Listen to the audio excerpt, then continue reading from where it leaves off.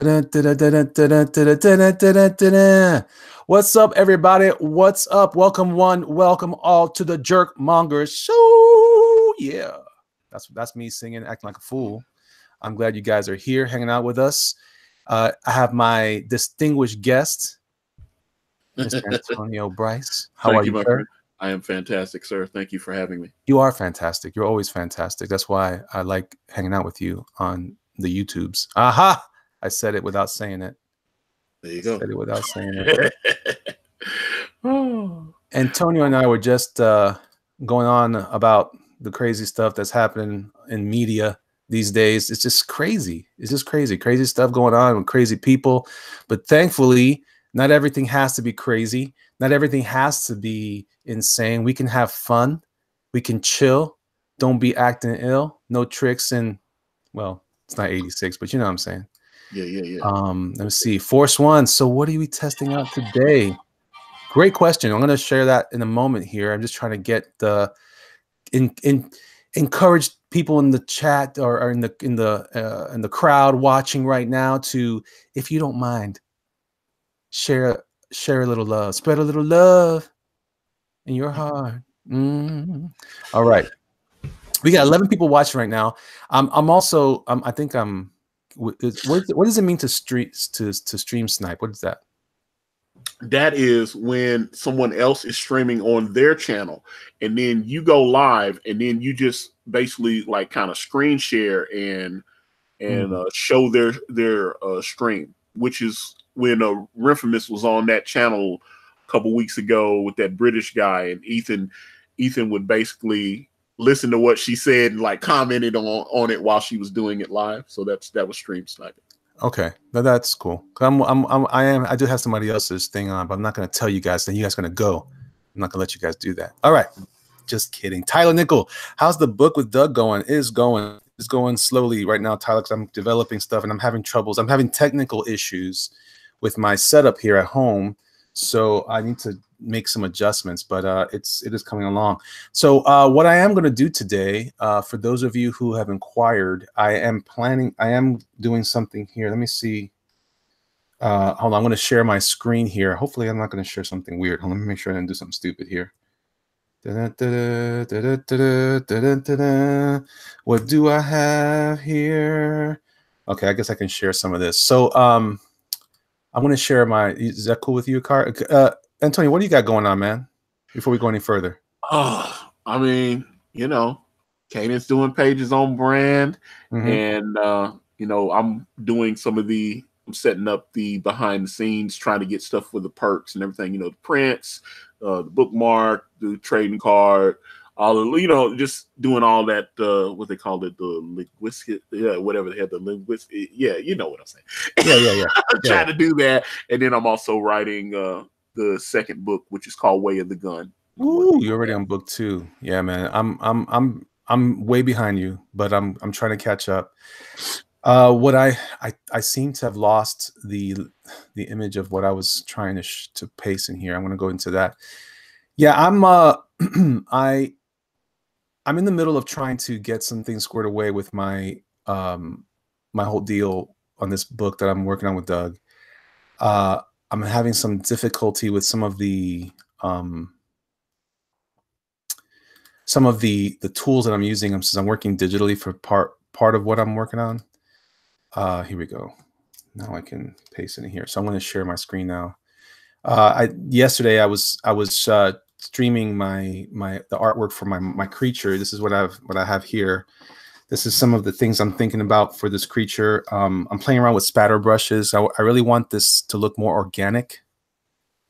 So I'm kind of playing with this idea of creating some visual noise to help sell the idea that this is a monster from another dimension or another plane of reality. I like this creature so far. What do you think so far? Yeah, I like the way that looks, man. It's it almost reminds me of, what was it, the Justice League cartoon series when those aliens invaded the very first episode, and they had those I guess it was the Martians, and they kind of were turning and stuff like that. And I always liked that episode, so it was cool. Yeah. So I'm putting this into my screen here. This is a piece of artwork that I posted onto Twitter and on Instagram. And by the way, if anyone's interested or curious, you can go into my description below, and you will find a link to Brand by Antonio Brice and Kanan White. It is in the chat for anyone that may be showing up who's just new or who's unaware of what it is that we're doing here. We are good friends, and we are definitely excited to share each other's work and progress. And it's important because a lot of what we're trying to do is about creating new content for what I think is going to be the next generation of the comic industry. So I know that sounds like a very bold statement, but because it is, but I think it is accurate for sure. So what I'm trying to do here is trying to just I'm putting some. Oh, there you go. There you go. I want to do some inking. I'm playing around with some tools. I've noticed I've been getting lag on my hardware. I know that I'm using an iPad. I'm sorry, an iMac, and I want to just test out some of my tools to make sure that I'm getting the right tools. I'm also trying to distill my brush set that I'm using. Deed Wellingham. Hi, Peep. What's going on? Force One says nice. Peephole Circus says nice. Oh, you weren't talking to me. You're talking to Peephole. Oh, I'm sorry. Hey, let's see. Love. It's all good, baby. All right. Peephole Circus say, hey, Jerkmonger, you making your own brushes or buying them? Do you sell them? I don't sell them, although I think I'm going to do some of that eventually. Just like a set that I normally use. I don't really venture too far unless I'm working with my Kyle Webster brushes, and if I do, when I buy them, I buy them from Kyle Webster on what's that app that people use anymore? You losing me. You know I ain't no artist. No, I know it's gee whiz, it's a site you can go to and buy people's Gumroad. That's what it is. Oh, okay. Yeah. I've been on there. So. But I don't know that Kyle Webster sells these anymore because I think he ended up connecting with thank you, Comics Legend. You're absolutely right. Hikaru, how are you, sir? What do you call it? Now it works, Jerkmonger. What do you mean now it works, Hikaru? What am I missing? I don't know what that means. All right. Anyway, what was I saying? YouTube. Okay, you guys are having private conversations. Yeah. That's why I was like, yeah. Well, I mean, they're talking to each other while you're. Yeah, talking. That's fine. So I also noticed that when I'm working, might be just for those of you, your previous stream. Previous stream. I don't know what that means. When I'm working on in Photoshop, a lot of times I've noticed that there are challenges. And the last stream. Oh, maybe that's what you're talking about, Hikaru. I do streams, yeah. Recently, we were talking about using Photoshop and using my tools for that. I noticed that when I'm using OBS, which is a tool that I like to use for my normal individual stream, where I get to include graphics and such, it does seem to tax my system when I'm running Photoshop, which is also a memory hog. So those are some of the things I have to be kind of thoughtful about.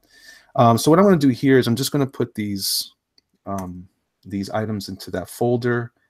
I do like this spatter up here though. Doesn't that look cool to you? It looks like it's disintegrating, right? Yeah, I dig that. Yeah, it wasn't something I had planned. It was actually something in my little test thing. This is what I had landed on. Prior to this, it was kind of like that. But I like some of this. I'm trying to find ways to do. I'm trying to find ways to show the oh, I had 2 streams.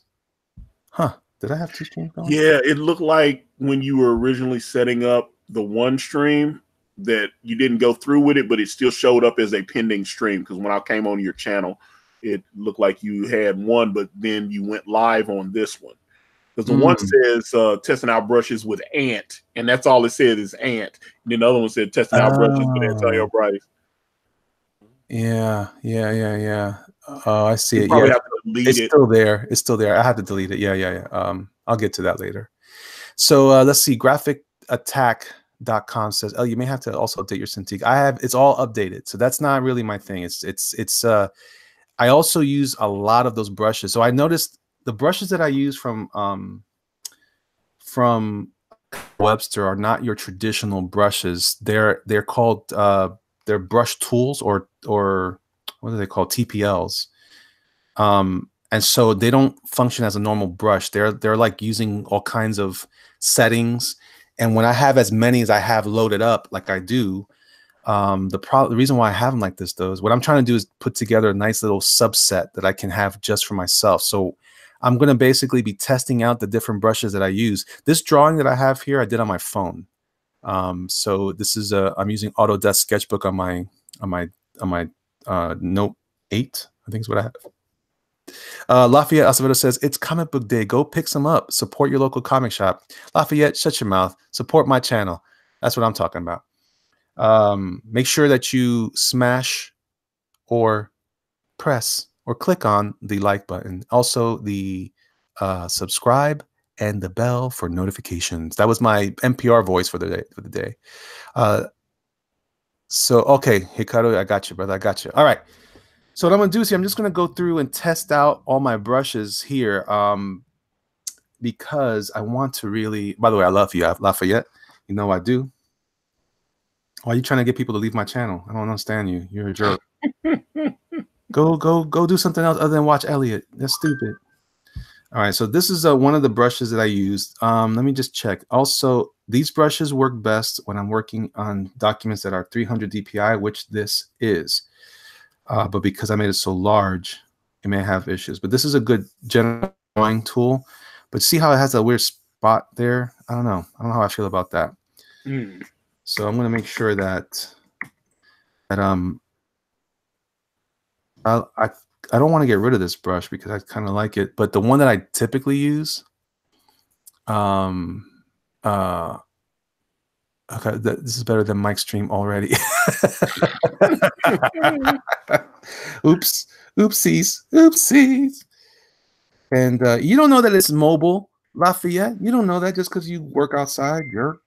Anyway, I also use, this is interesting. This came with my stuff as well. This is a perspective brush, which I don't know how to use. Oh, yeah. You see that? Can you see that?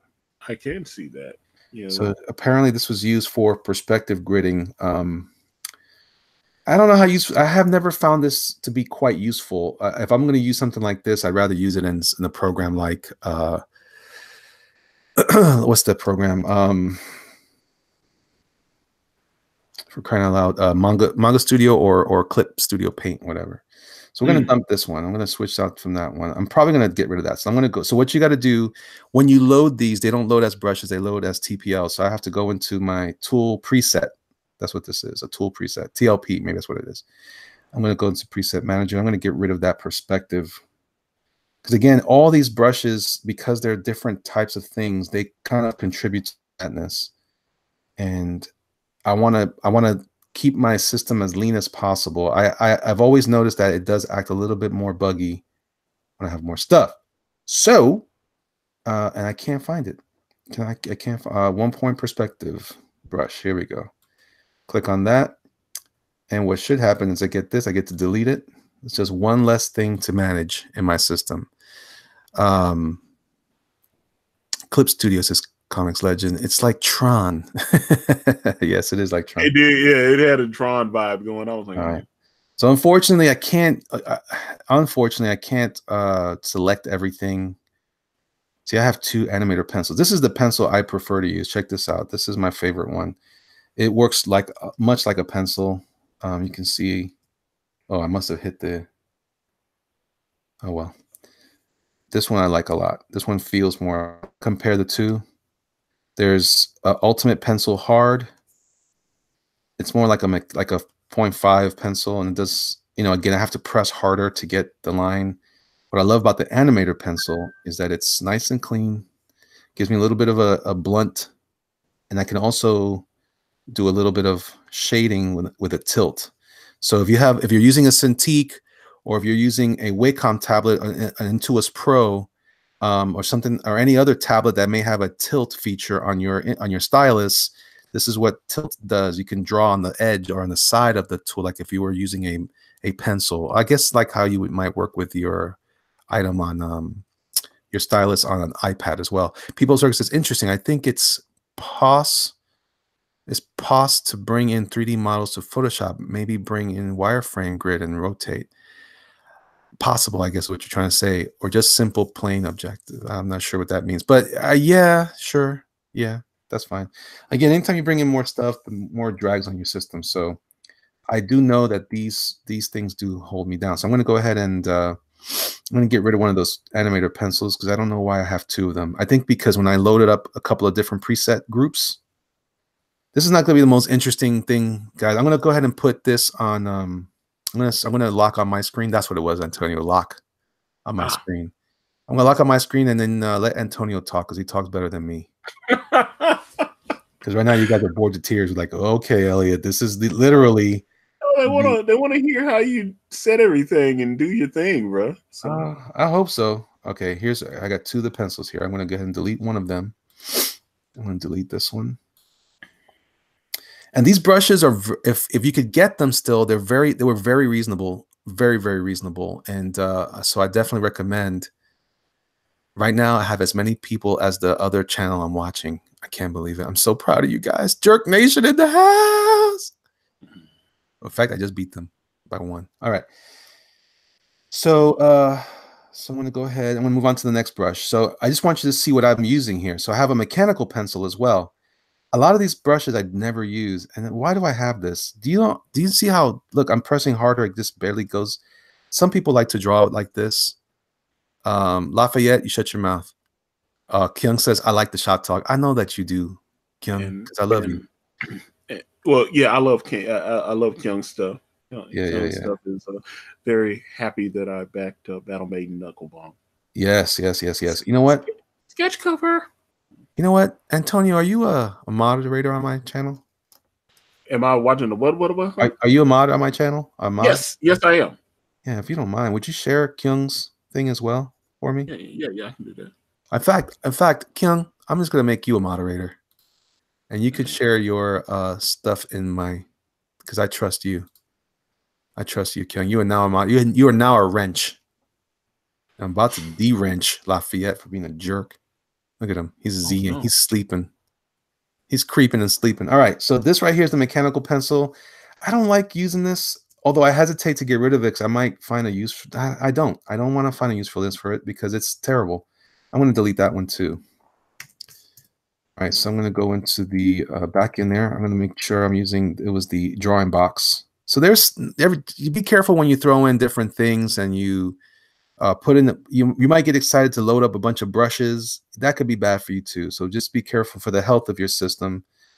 That has happened to me. The reason why I'm certain that this is a way to clean up your setup is because in the old days when I used to work in other places, this would be I'm getting rid of that pencil hard too, I think.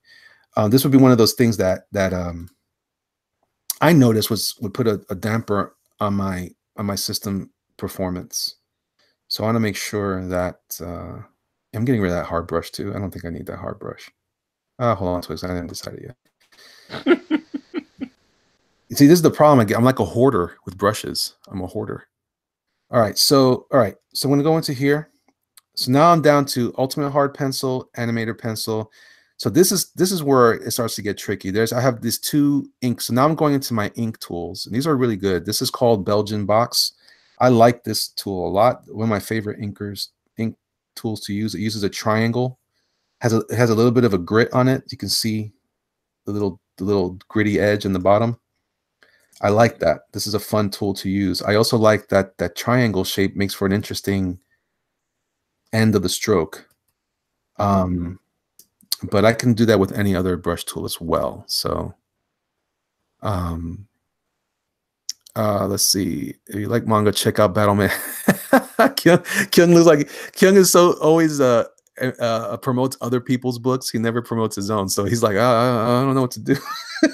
Yeah, and the link's not even, you didn't even put the full link in there, so it's not even yeah, it's not in there altogether. All right, so But otherwise, I'll put it in. I'll put it in later in the description, Kyung. All right, so I like that tool, and then this one called 40 Smoother, and what happens is it just adjusts the size, and it's missing some of the grit, or it has a different angle on the grit. Whoa, see how that happened there? So it's a good tool, though. I like this inker a lot. This is fun. Let's try ink wash. This is fun. This is why I like the cowl brushes, because they act like they can. I'm putting a softer touch to this, a light touch, and it's like a light wash. I love this tool. I love this tool. And no, don't ask me to give it to you, 'cause I bought it. And I don't think it's right to share stuff that I bought from other people like that. At least this type of stuff. I don't know. I don't know if I have permission, and I don't want to get in trouble. But if you know me well, I might surprise you with goodies. All right. So that's kind of cool. That's a cool little extra for my stuff. You know what? Check out Kyle Webster on Gumroad. Peephole. Check it out. He also has a great set of watercolor brushes that act like watercolor. So it's really, really good. Kirby Crackle. How about that? I like them apples. Feel the energy surge. That's kind of cool. The power of Grayskull. Yeah. Grayskull indeed. All right. Then there's that one has a little bit. If you notice, the edges are a little bit chunky, so it looks like it was done with a brush or paint. So now there's another one called Kirby Crackle 2, which looks just a slightly different texture. So similar, a little bit cleaner, but that's helpful. I think I'll keep that. Mr. Natural Brush, and I have 2 of these as well. So this is one of those ones where I can decide here. Let's see. Because I don't use this often, but I do like it. The reason why I don't like using it sometimes is it's too precise on that little thin stroke. By the way, I'm using when I work. Cosmeti, how are you? Good to see you. Hikaru said, "Oh God, airbrushing. I need some lacquer retarder." Do you really? Oh my gosh, that's crazy. that must be like art speak or something. It is. It's because if your paint has a lacquer in it, needs to be softened up again. Retarder is like to make it keep from drying for a while. Jason Pirtle says, "Cool, you can draw genital warts quicker." That's weird. Let's see my system. Where's my system? System. I'm gonna show you guys how I have my Wacom tablet set up. I guess I should have just gone to Wacom. It might take a little while now. So this is a nice brush, but it's a little too clean. But it might be because of my settings. I'm going to show you guys a little bit about how I handle my settings for Wacom, and I'm not seeing anything come up. All right, for some reason this wants to take a while. So, but again, I like these brushes that have like nice, they're nice organic texture to it. And if you look close, you see the organic texture on that. That makes me happy.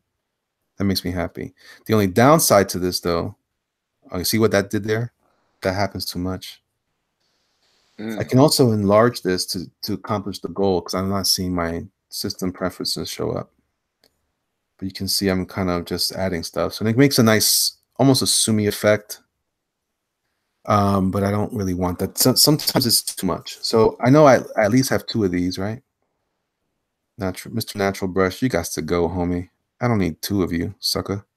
Let's get rid of you. Boom. Preset Manager. Mr. Natural Brush. What I should do is just get rid of all my doubles anyway, but I don't think those were the only 2 doubles. So, oh well. All right. Done. Okay.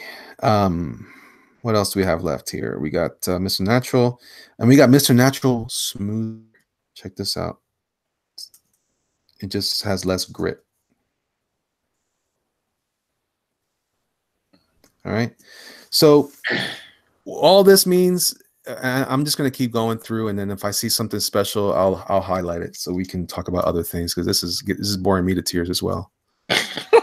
Oh man, the other show I'm watching just surpassed me. by 6. Come on, guys, share, please, share. I want to beat these guys. What I meant was I want to improve. Oh boy, yeah. I'm not trying to beat anyone. Let's see. All right, cool. All right, so that was Mr. Natural. All right, Old Nib. This is what I've been using lately on most of my inking for the project I'm working on with Doug. I like this brush. See, this is stupid. Why did not... I don't know why the system isn't showing up. This is what I mean. Cannot afford to have happen every time I work. See, it has nice, grungy effect to it. If as long as it's not too heavy, you can get a nice. It just looks like I'm inking on paper, which is what I like. Are you using cob brushes? Yes, I am. Yes, I am. I was just been talking about that. All right. So this one's good. I still like this one, but I found some other ones that I'd really like. This is called Snappy. Snappy Nappy. The Snappy Nap. Never mind. This is a lot like the Mr. Natural or the, what is it called? What was it called? Belgian. This is very close to the Belgian one. I like that. I like how it ends and like kind of like an angle. Don't you see what I'm saying? See how this gets ends at that kind of nice little angle. So it makes for an interesting stroke, which I like. So this is something that's worth doing. Then I have Scatter. Look at that. Look how pretty that is. Ooh, fancy. Sexy. But it has a very specific use. So, but I'm going to keep it because it's good to have. Spatterpunk. This is what I was using on the drawing. It's disintegrating. Really cool stuff. Let's see. I like those kinds of brushes. Okay, here's my tech pen. I never think I'm going to use something like this. And if I'm going to use a tech pen, I feel like I'd rather just use the normal brush. This is a drain on my system I don't need. Hikaru says we need a Malin militia equivalent for D&Q to counter Nasser's bucket. Yeah. What you got to do is go on there for the Jerk Nation or Monger Nation, whatever you prefer. That's a cool one. There you go. The Mongers peoples. I don't know. So like I don't know about this. This seems like an odd brush. I could also always use this regular one to get. I guess what it does imitate is a basic flat Monger Mafia. Ooh, I like that Monger Mafia. Oh, with like Famiglia. I guess the benefit of the I spoke too soon because this actually works pretty good. This is a Tech Pen Tilt Perfect. So let's see what the Tech Pen Tilt has. A little bit of a thick and thin to it. That's kind of cool. I guess I should hold on to those. This is called your new favorite inker. I mean, I love you, but you got to start drawing eventually. You got to get to drawing. Well, that's what I'm trying to do is test out these brushes. Okay. You're right. You're right. Oh, draw something. You're like, all right, so let me do this. And I was like, yeah. Oh, the jerks. I like the jerks too. Deadly, the jerk holes. All right. You're right, Antonio. You're right. I've played around too much. But oh, look at these gouaches though. I'm thinking about using this. Hold on. This is cool. Look at this gouache. They're pretty, man. This is a nice brush. If you're a Photoshop head, this is cool. This is what I'm thinking about using for my creature here. See that? Makes it look like it's done with a brush, which I like. I like that. Oh, ha, ha, ha, ha. Jump back and smack yo mama. Ooh. All right.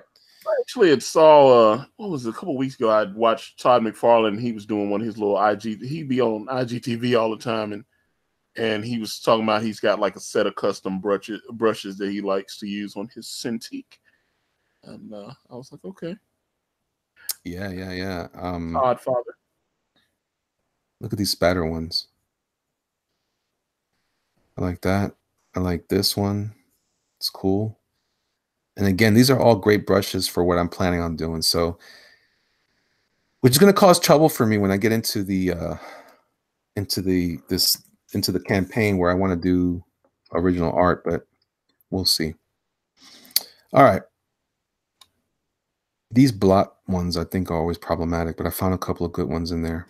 All right, so let's go ahead and ink this guy. Somebody challenged me to ink this, and I'm going to say that I normally don't ink rendered art like this because I feel like this graphicattack.com, look for Kyle Webster on Gumroad. The reason why I'm a little bit iffy on these is because when I draw something like this that's just got more rendering to it, I feel like in comic book inking is designed for comic book art. I know that that sounds odd, but this kind of goes back to some of the stuff we've been talking about, Antonio, about, you know, when you have something drawn like this, it doesn't lend itself. This is more like the early stages of an illustration where there's a lot of detail. And the question is going to be, see, this is already bothering me. It's too many little lines. This wasn't designed to be inked with heavy lines like a graphic cartooning. This was meant to be printed or reproduced in much the same way that it is. So I'm indulging the person that on Twitter that said, hey, throw some ink on this. Just because of this aspect of it, I wouldn't spend any time on inking something like this. I feel like it's already finished, more or less, in this stage. So now, by trying to take that and just adding traditional, you're really kind of shifting it down into a different look. You know what I'm saying? It's not meant for this sort of approach. But again, because I'm an idiot, I'm going to go ahead and indulge my fans. I'm going to try this one instead. I'm going against what I just said. So how would I ink this? All right. So this is where it gets tricky. Now, sometimes art like this, say like Kanan will ink stuff like this. He'll add a lot of texture to it, which I think is a little counterproductive when it comes to comic book work, because it doesn't lend itself to the process or the system which we have established already a system of creating art for comics in this country, in the West. So we have to be very mindful of that while you're working, that you're not creating more problems for yourself than you need. So it's never going to look exactly like my drawing, at least the way I'm doing it. Looks a bit like a charcoal drawing. Yeah, it's just because I drew it with a sketch pencil in my phone and it's really small. And then I'm trying to reproduce it with graphic ink lines. I mean, I think that's the thing, is that this look is soft. It has some nuance to the lines that you could get with tools like brushes and pens, but that's really, it's meant for like just sketch or the rendering aspect of like charcoal or the edge of a pencil. I hesitate to call it sketch. Do I sound crazy, Antonio? No. I actually find this, especially, I always enjoy watching. There's a couple of inkers I follow on Instagram, and sometimes they put videos up. What's the guy? Mustafa Ink. I love him. I love watching him. Yeah, that guy's extremely talented. I was just like, oh, I love it. I love watching him ink people's stuff because, you know, I've seen like 3 or 4 inkers. They'll take a scan of the same piece, and they'll each ink it, and you can just tell everybody's a little different. Yeah.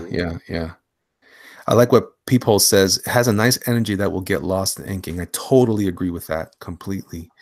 Would it look better with gray ink? No, because that's the problem. Is obviously I'm using Photoshop, but as you can see, it's not that different from if I was using a brush or a pen. Once you lay down those lines, you're committing to a tone or a value in the artwork that the original line wasn't intended for. If I was going to draw this for comic, it would be more graphic. It would have more just basic lines, and I'd just be shifting in and out of that. But because I initially created this to be more of like a rendered, shaded, almost like a portraiture of someone. That's going to include some tones and values that you wouldn't capture with these heavy black shapes. Because once these marks are down, whether you're zooming in real close and seeing the whole shape there, all that is that's just a simulation of what you'd be getting from the black brush or the pen. So let's see. Graphic says, so Elliot, if you were stranded on a desert island and you could only take 10 brushes out of your collection, what would that be? It would be well, that's hard. It doesn't matter because they won't last that long. They only last for a little while. So, but if I had to pick, I would pick my my Isabe brushes. Isabe is my favorite brush brand. I like them better than Winsor Newton. Everybody seems to use Winsor Newton in normal comic stuff. I mean, don't get me wrong. It's not that I can't execute a decently inked image of this. I just preferred it in its original incarnation. That's all. Yeah. What was that? You were just like, yeah. Who's that? I was like, yeah, the way you ended it, you were just like, yeah. Yeah. Well, because it's art is all about expression and then interpretation, So when I'm working in this manner, I fully expect this look, this style that I'm working in right now comes with a lot of historical baggage. It's how we've all kind of accepted comics since our childhood. It's pretty much established as the look that people would be expecting. I'm going to get rid of that guideline. It's going to ruin me later. Oh, you meant digital brushes? This one right here. I think I would grab at least this one. There's a couple of brushes I have also that are the watercolor brushes are nice. I think I'm referring to that 10 brushes I would take with me to a desert island. Question is, do I have Photoshop on a desert island, or am I using an iPad? By the way, Friendon makes some nice set of brushes as well. I forget his first name. I just know him as Friendon, which I always feel like I'm calling him friend. Hey, friend. But you see how that has a different look compared to the soft shaded version of that. So all I'm doing with the ink is trying to simulate the gradients that are natural to that look that I was expressing earlier. So now we're mixing and matching styles now. So that's when people say throw some ink on that, it's a little bit oversimplistic because this is not the same. And I had to now think in a different way as I'm working on this. If the blue was changed to gray instead of be reminiscent of Bill Tucci on Sergeant Rock. Oh, I see. Is that what you meant? Or you meant someone was asking about inking in gray earlier, I thought. Yeah, you're probably right. Let's see what happens. Let me turn off this blue. Oops. The reason why, yeah, the problem is that it's too dark now. So, I mean, what's the point? Doesn't it look like it's kind of clashing? What do you think, Antonio? I feel like it's clashing. I feel like there's two different looks going on there. A little bit. So I'm maybe I'm a little too pure about it. The original drawing, you drew that traditionally, or did you draw that in Photoshop as well? I drew it on an Autodesk sketchbook on my phone. Oh, okay. Yeah. So it's digital anyway. I thought you were inking something that you drew traditionally. Right, but the point I'm making here is that the look was meant to look traditional. Yeah, that's what I was saying. It may be. It fooled me. I thought so. It has the look and the impression of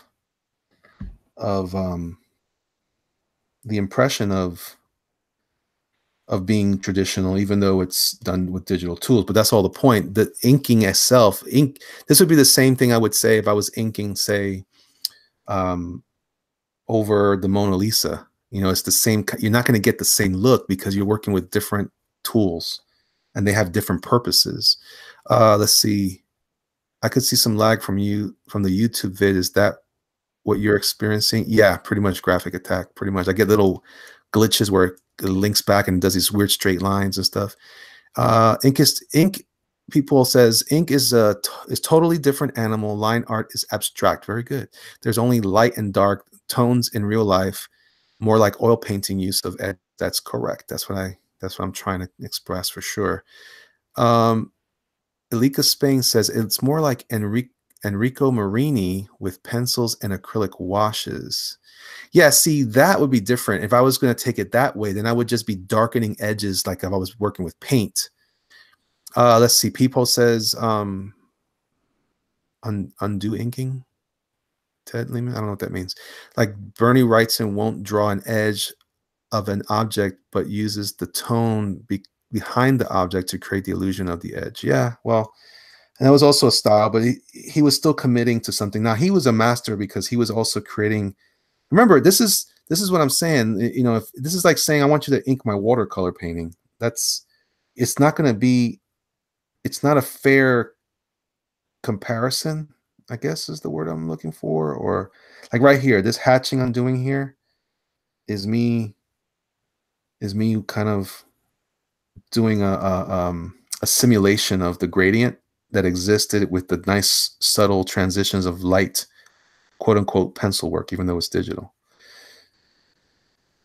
I'm also leaving gaps in here. I don't want to make it all black because I like the idea of it being, oops, I probably should get rid of that stuff too. Let me clean up my mess here for a moment. If I was to turn this off, see the texture in there, but it's still very graphic. It's still, what do you call it? It's still, it adds to the texture, helps sell the idea, but it's not exactly what I want there.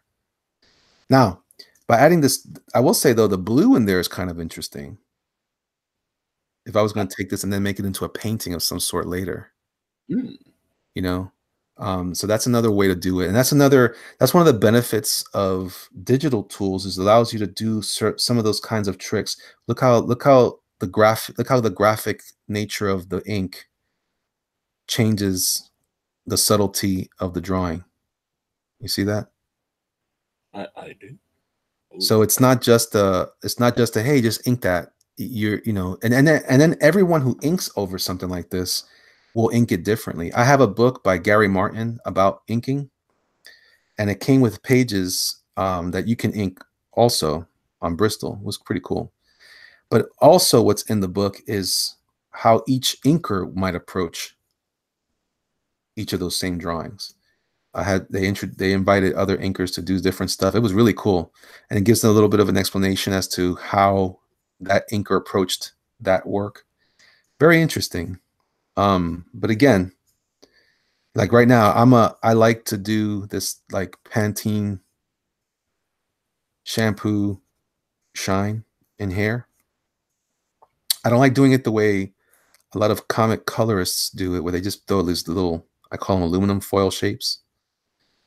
I like to make a gradient like I'm doing here. This is something I do with my brush a lot. People notice. But it's right there. Bam. Bam. See, this right here sucks. I need to do some of this in here. See? I have to keep going back and forth because the brushes don't want to work with me. But that's kind of cool. But that's not as fun to ink right now because it's going to just be boring watching me do that. Let's see. Peep says, you're very good. Right, thank you, Peep. I appreciate that. No, Ted, I just don't know what you're saying. Your pencil lines are so great, says Ted. Oh, yeah. Thanks. I appreciate that. But, again, that's why it was like a sketch. If I was working in my sketchbook, I'd probably be working a little more graphic. if I was doing traditional, only because I like working in line. But whenever I get the opportunity to mess around with gradients, it always makes the art look a little more interesting. Yeah, see, like right here, I'm gonna come in with these little hatch lines. So yeah, man. So did you we talk about yesterday's Joe Rogan episode? Oh boy. Very interesting. That was an adventure. Yeah. There was a lot of things that I definitely, I know a lot of people got mad at Joe when Jack Dorsey was on the first time. I definitely thought this new episode was uh, a lot spicier. Seemed like they came loaded for the fireworks, both sides. But I like the fact that Jack Dorsey volunteered to come back after the initial backlash from his previous appearance. I haven't seen that episode. I'm gonna have to go back and watch that Oh, one. the first one? Yeah, Yeah. because I just thought it was a decent interview, and people were, when you look at the comments section, man, people were going in though, and then some people was like, "Oh, Joe is deleting people's comments and stuff," and he's like, and he responded to, he's like, "I don't care what people say in the comments. I don't sit around going." He's like, but some of the people that got deleted is because of Google has an algorithm on YouTube or whatever, and people would say like nasty things, and then the comments would, because I've noticed over the last few days, I did a couple like Michael Jackson videos, and people would say like the worst stuff, and then their comments wouldn't show up. It's not because I deleted them; it would show up before I even saw it. And it's like it would just automatically be deleted, and then I'd go into my spam section, and I'd start reading, and I'd see why, because they were saying like horrible things. They were saying really foul stuff, and and the YouTube system just picked it up, and so yeah, that's why the comment didn't show up, because you said something trying to evoke a response. You're trying to be a little spicy. Yeah, that's gonna always be the case when people are trying to. I think some of us try too hard, man. Some of us try too hard. I think we'd get a lot more accomplished if we could relax a little bit and communicate ideas. But if if the only thing you're trying to do is get people riled up, then welcome to the show. Yeah, because I was laughing because I didn't even, I didn't find myself going around deleting anyone's comments, because I just found it funny. I was like, some people, they disagree with what I had to say or whatever, and then so they have to take like a personal shot or whatever. And I was just laughing. I was like, dude, the video's got almost 8,000 views. People are watching it. So I'm cool. I was like, I'll take the check, man. I was laughing. I was like, all right. I think it might be over 8,000 now, because I was like, man, I couldn't believe the video was doing as well as it was. I didn't think it was. I was like, I always hate sometimes when I listen to the playback on these videos that I do. I was like, oh, I hate hearing myself talk. Dude, I'm the same way. I have the worst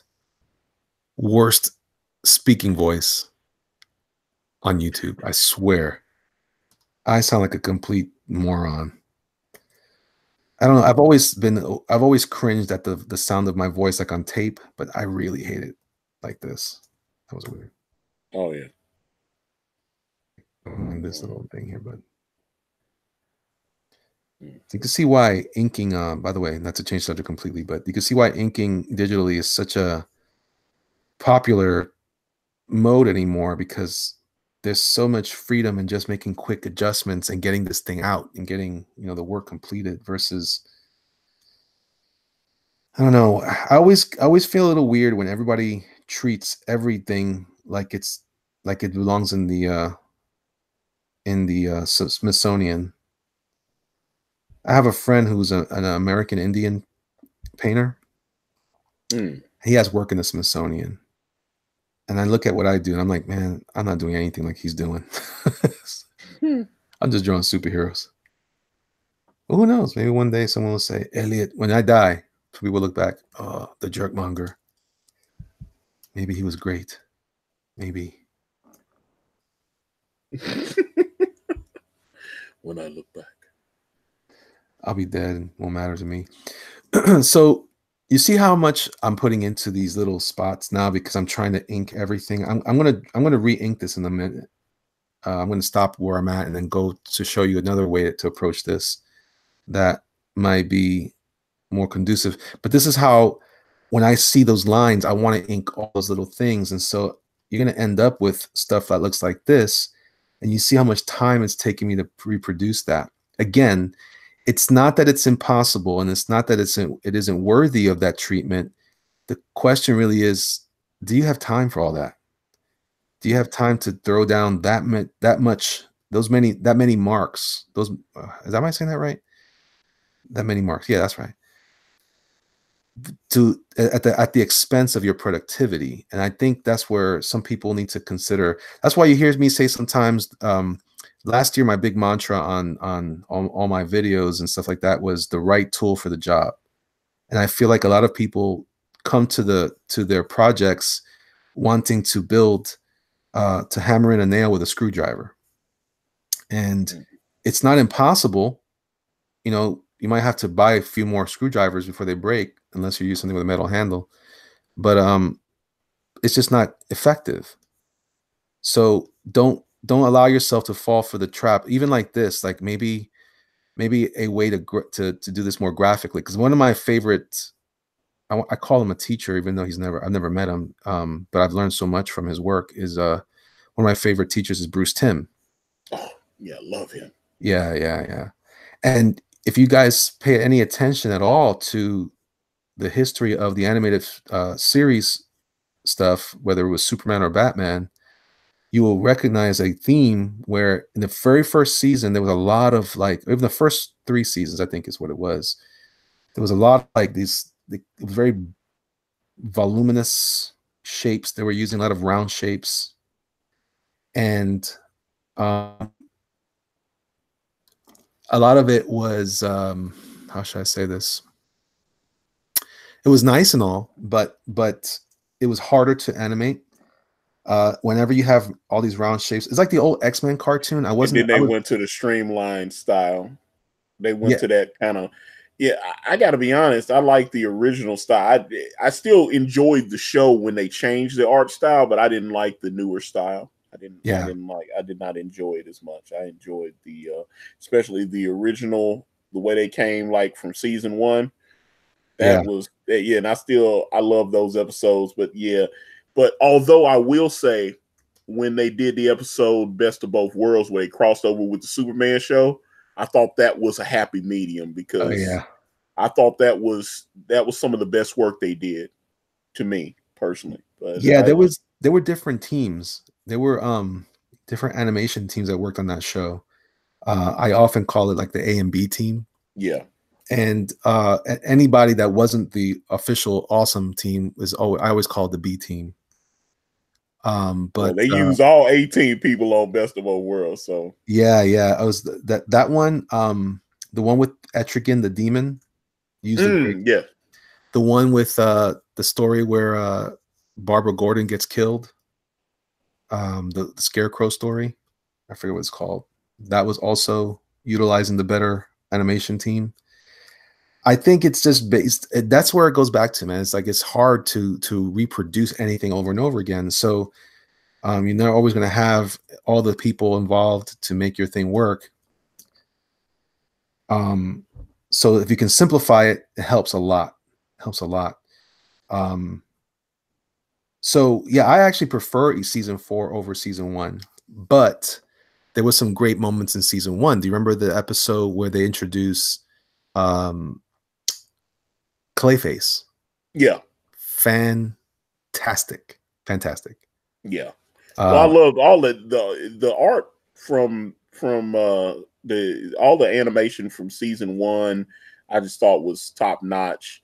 I just love the way and they use that same style in Mask of the Phantasm also, which I really enjoyed. Yeah, excuse my dogs. Well, it sounds like dogs. It's one dog. Yeah, you said dogs. I was like, I thought you just had one dog. No, Okay, just the okay, one. cool. She just barks like she's like a tribe of them. No, I liked season one. Of course, it was the first, it was the introduction to all of it. But I gotta be honest, I when they introduced season 4, I was like, oh, I love. But see, I'm When a they man. changed the style up. Yeah, hold on a second. My dog's still barking. What'd you say? I said when they changed the style up in season 4. Yeah, in season 4, there's something I like, that streamlined look, the graphic look to that. So they for still had me, some great episodes. Don't get me wrong, but if I had to pick between the two, I thought the original style, because and that's what another reason why I miss Wizard Magazine, because they actually interviewed Bruce Timm and Paul Dini. Because they previewed the art. I knew what was going to happen because Wizard Magazine had interviewed them and they had showed like the before and after. And they were like explaining why they were kind of changing up some of the styles. I think the character they changed the least was like Harley Quinn. They changed the Joker because they were showing, they were like although I did like the fact that they went with just the straight black bat on his chest as opposed to the I thought that was a good move. They made some great decisions and it ended up, like I said, there was still some classic episodes there. But I just, but then they made the Joker's eyes, the way they did the Joker's eyes, they kind of made them colder. And it was still the writing was still good. The shows were still good. So I'll still watch those episodes and enjoy them. But it seemed more Art Deco those first few seasons. I love that kind of throwback. I love that style. I totally agree with that. I definitely had. I wish they had done an episode with. I wish they would have tackled something like the Rocketeer in that style. Definitely excellent. Yeah, I like I said, man, I think it's see, that keeps happening, little extra little lines that don't belong there. I think it was good. I definitely think it was good. I just saying that for me there was like a switch because it fell into like almost like a sticker art to me, and I just enjoy that so much. But to your point, I think that was also the last bit of animation we'd get from them before they get into Justice League. And well, I mean, don't forget about Batman Beyond. I don't know if you ever watched that show. Yes. Do you remember when which was the Batman Beyond episode where they went into the future and Terry meets up with was that a Batman Beyond episode? Was that a regular Justice League or Batman episode where Terry goes back and he's an adult now and he's meeting with the gal from you're talking about Amanda Waller and stuff. Amanda Waller. That was the very last episode of Justice League Unlimited. Where they reveal that Bruce Wayne is his biological genetic father or whatever. Which they got a little convoluted like that because they was like somehow they injected Terry's father with this nanotechnology that rewrote his DNA into Bruce Wayne. Wow, it was like it was just crazy. So so genetically, Bruce Wayne is your father. Well, what was cool about that was the way that he challenged Bruce, as far as like suggesting that did he have anything to do with that, and Bruce was just like he was a crazy old man, like I don't know what you're talking about. but Bruce, that's the thing, and they played it off where he had just grown to resent Bruce. He was just like, I can't get married because I'm trying to be Batman. I can't do this because I'm being Batman. Everything, and now I know that you're actually my biological father, and maybe you manipulated that as well. Every choice I've made, it feels like it's not really my choice. It's you manipulated it. And by the end, he realizes that that's not quite the case. But I mean, he chose. But yeah, Bruce is an influence, but he made his own choices as well. So. Yeah. Well, it was Amanda. She's the one that did that with Bruce. Yeah. With his DNA. Yeah. Yeah, because she realized that the world always needs a Batman. Yeah, that was great. See, that's what I'm talking about. I miss that. I miss the simplicity of that. I'm actually surprised they don't have another show on. Or have they done something and I just didn't watch? I'm surprised they aren't on Netflix or Amazon Prime which I know. By the way, I know I've been following the Lord of the Rings Twitter.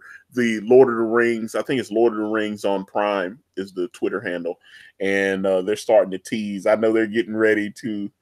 I can't wait for the Lord of the Rings show to come because Amazon's been putting some great shows on. Not to mention they just released the Good Omens trailer, which looked incredible. What's that? Neil Gaiman's book with Terry Pratchett, Good Omens. No kidding. Oh man, yeah. Because I mean, he's already American Gods is coming back for season 2 on Stars, and I really liked American Gods season 1. So, yeah, Amazon Prime, Lord of the Rings, and Amazon Prime has the Boys, the Garth Ennis comic book. So that was a weird comic. Yeah, but I saw the trailer and I was like, it was I really am excited about that. Not like I said, so they've got what was it? They've got a couple of great shows on Prime where The Tick, I really like The Tick, Man in the High Castle, although I heard that's going to end after this last season 4. They're not going to do it anymore. That's one of their better shows. And then what else do I watch? Yes. So I said The Tick. Oh, the Jean-Claude Van Damme show. They need to bring that for another season because Jean-Claude Van Damme's little sitcom action show was hilarious. Was it? Oh man, it's like crying, laugh out loud funny. It's great. Is that JCVD? I think that's what or was that a movie he did? I think that was just a movie, but I think it's just called he calls it, it goes by another name, Van Johnson. Yeah, Jean-Claude Van Johnson or something like Van Johnson. Yeah. Yeah, and he's playing apparently all the years where he was doing those crappy movies, he was a secret agent. Oh, that's hilarious. Yeah. And so yeah, like he's shooting blood sport and he's like really over in Asia, like on a mission or something. It was just, I mean, it's great. And Felicia Rashad was on there, and it was just like, I was like, oh man, it's a great show. It was so funny. They even like goofed and did like a time travel thing. It was they were doing everything, and there was clones and time traveling. I was like, wow. I mean, he didn't. The funny thing about it is they knew it was goofball stuff, so they just went with it. They were just like, yeah, this is goofy. Let's just have fun. And that's what I liked about it. It was really, really funny. I was just like, man, they don't take themselves too seriously at all, man. They just, good for them. They put him in like cheesy outfits and, and just every weird action cliche is in there. And it was just, especially like when they did the time travel thing, I was like, oh, wow, that's hilarious. That's awesome. Let me see. Somebody asked, let's see. I saw something quick. Deed Willingham says, do you have any, what does he say? You post anywhere? IG? Yes, you can find me under Elliot Fernandez _art, or just type in Jerkmonger, you'll find me. See, that's awesome, man. That's great. I'm glad that they that's fun television to me. That's worth it. Yeah, like I said, I think it's Jean-Claude Van Johnson. It's hilarious. That's why I was like, I was just crying. I was like, wow, they are just they are going out. Like I said, they did the time travel bit. Like the Jean-Claude from the future has to come back. I was just like, oh man, they going crazy. This is hilarious. Like, great show. I hope it, like I said, I don't know when they're, oh yeah, and Sneaky Pete. I've watched Sneaky Pete on there with Giovanni Ribisi. Yeah. I like that guy. Yeah, it's a great show. That's actually a really good show. Is it a gangster show? Or what is He's a con man. He got out of prison. He had been in prison for a few years and assumed the identity of a guy. For some, this is the only part. He kind of looked like the guy, but he didn't. And this guy had been estranged from his family because he had been locked up for a long time, and they weren't coming to visit him in jail. And then so he's on the run, so he assumes this guy's identity. He goes back to his hometown. Because I guess him and that guy had been, what's that movie with Richard Gere where he had been it was set in the Confederacy with Jodie Foster. And Sotheby or something. I can't remember what the hell it's called, but I don't know. he had he had been prisoners with this guy, and they looked a lot like twin brothers almost. But he decided to go back to this guy's hometown. And then they started noticing he don't quite his shoe size is a little different, that kind of thing, and it's you know the whole thing just changes up. So they start noticing that he's not quite the person. You know, he's seen. I think what is his name, Jack Sotheby, whatever. I have to look that movie up because I need to find it. That's gonna drive me nuts. All right, And I'm gonna take real quick. I'm gonna show everybody. So this is another way to ink. This is where I'm treating things a little more graphically, a little more like a what do you call it? A Bruce Timm look. Oh, I forgot this. And so the goal is to okay, baby. Hold on a second. Hold on a second. Let me put you on mute for a moment. all right. Well, hey there. All right. So I wish I could draw stuff for you guys while Elliot was gone, but he is talking to the missus. So, oh wow, we got like 38 people here. That's awesome. All right. Well, how's All right, everybody? I'm sorry. I'm back. Yeah, I was trying to stall for time. Oh, you did great. You did great. I heard it briefly. My son's changing plans on us again. Anyway, so just want to show you the difference. This is a more rendered look. And obviously this is the original look here. So you guys can kind of get a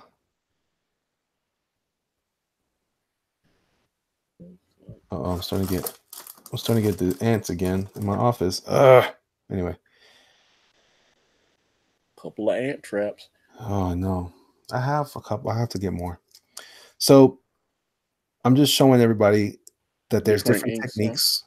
You can do different ways. I'm going to go one more step, one more abstraction away.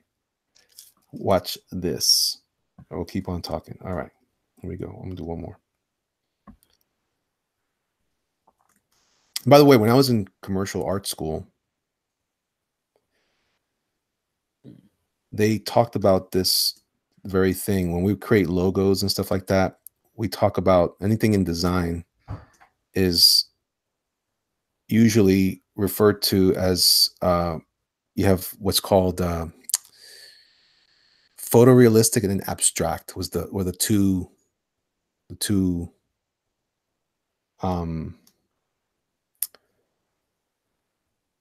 what's the word I'm looking for? The two extremes.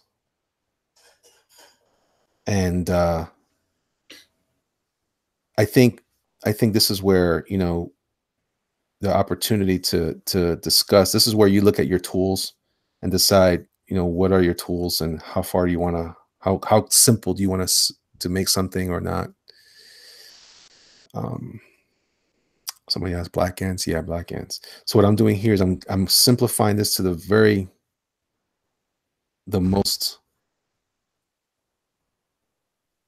core, and I can even take it further if I want to. And this might look more like what people recognize on animation. You'll see this a lot, this kind of flavor on, say, like Young Justice. I haven't seen a new season yet. I need to. I did. I found. Yeah. It was all right. Oh, that makes me really want to run out and watch it. Mm-hmm. You know, I think the time for that is not here anymore. You know, it's like it was definitely a lot more political. Oh wow. But I don't think it was as heavy-handed as I might have expected from something else. Was there like a evil Trump-like character in there or any of that kind of thing? Because I've noticed. No, they were kind of tackling things like that. I think I can't, you know, to be honest, I'm getting to the point now where, you know how Zach says he doesn't want to keep calling things SJW or no, no, no. He still kind of does, doesn't he? yeah. But he says he doesn't want to call something good just because it's Oh okay. yeah, yeah, yeah. He's definitely gonna be because he said he kind of he kind of gave a pass to a couple of books that weren't great, but they weren't like traditional like quote unquote SJW type books. So he was like, yeah, it's okay, and it wasn't great. And he said that people started letting him know it's like yeah, the book you just kind of said it was kind of okay. It kind of made it sound like you were giving it a thumbs up, and it was just kind of mediocre. If it's bad, just say it's bad. Yeah, yeah, And I think he's saying that he's going to do that more now. yeah, which is good, which is good. All right, so you see what I did here? How it's really simplified now, and you saw how fast I did it, right? Right. Doesn't mean that that's what everybody has to do. Obviously, you got to pick where you want it, what on what's end of the spectrum you want your art to be at. Let's go do some quick filling here. Select, expand. Oh, Ben. Hey, Ben. How you doing, buddy? Ben, what's up? So this is like the carousel of progress. It's the great, big, beautiful tomorrow. I like this style a lot, though. By the way, though I just showing everybody here, but it's for a specific purpose. I wouldn't use this for anything, for everything. Um, Maybe for this is especially good in storyboarding because it communicates a lot without going too crazy. Hey, can you turn your blue into black tones just to see how it looks? Yeah. So I'm going to lower this a bit though.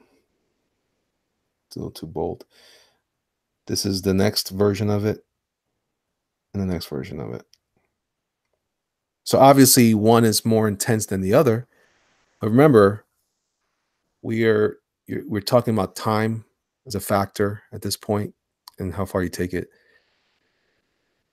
Ants are ruining computers. What is going on? Did I miss something here? It's great for interior panel. What do you mean by that? Oh, the Bruce Timm version, maybe. Yeah, yeah. So I'm just trying to show everybody that there's different ways to attack anything, and just being thoughtful about, you know, just be aware of what you're getting yourself into. You can see it's almost like the transition from Neanderthal to modern man. Interesting. Let's see. Yeah, look it up. Your style. What style am I talking about? I don't know what everybody's talking about. Graphic. I'm sorry. I don't know what you're talking about. But anyway, so yeah, so like this has its pros. It definitely looks it resembles more of that look. Obviously, this look here is the original intent. If I was drawing this, let's say this was just my loose drawing. Now I get to use my other brush that I my animator pencil. All right, stop fighting me. Inviting me to rhyme. I might have just kind of loosely drawn this. Let me lower the opacity and let me put the blue back on this. This might have looked more like if I was going to draw this for comics, I mean,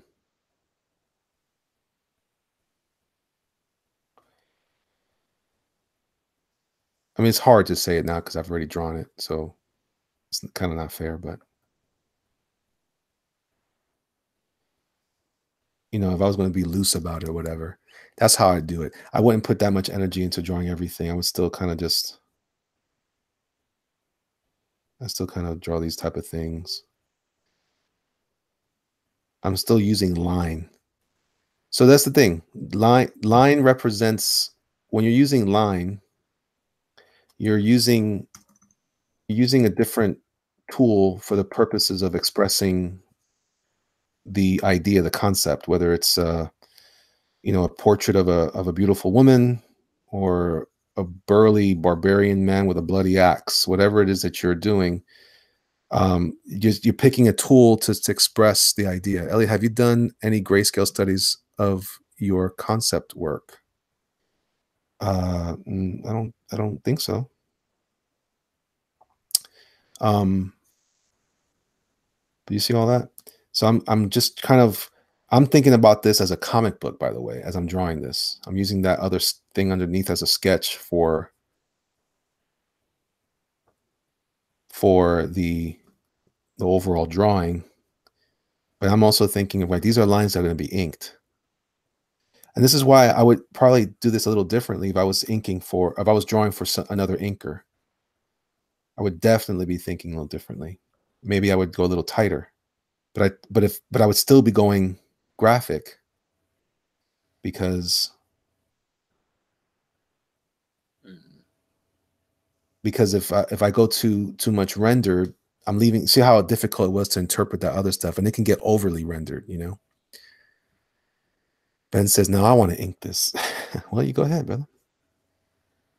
We'll see what you could do. See what you could do. That'd be cool, man. If we could do like later on, as time permits, maybe get everybody contribute to a big art book.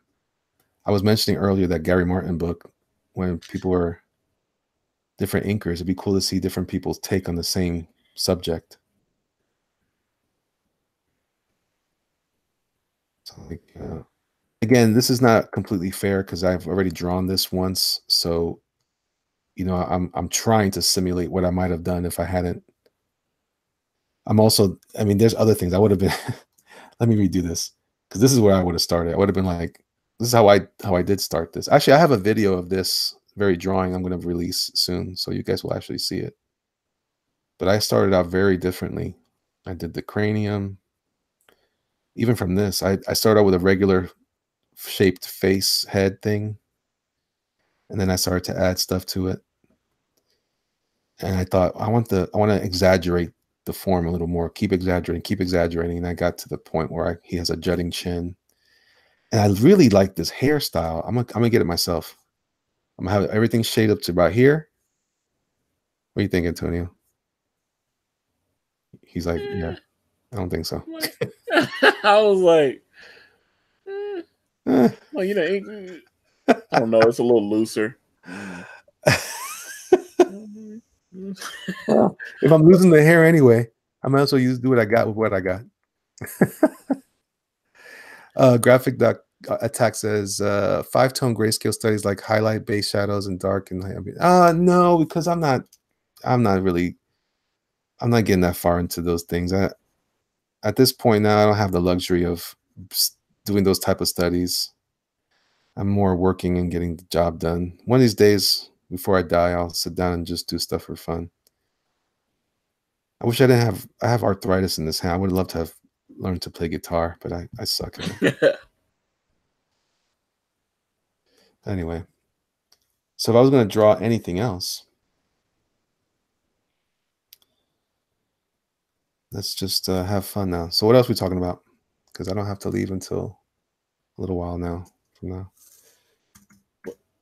Well, we kind of, because I was talking about some of the stuff on Amazon Prime, and yeah, I saw someone else put it in the chat. I was talking about that Richard Gere, Jodie Foster movie. It's called Sothersby, and I saw that where he had pretended to be this other gentleman, and they started figuring out that the guy Jack Sothersby, who had actually died in prison or whatever, that Richard Gere's character assumed his identity, had murdered somebody, and so other people came, you know. So when they found out where he was, he, you know, they came to collect him because they was like, "Oh, this guy's a murderer." So he took this guy's identity, and his life was like better than he ever could have dreamed. And then all of a sudden, he's under a murder charge for something that the other guy had done.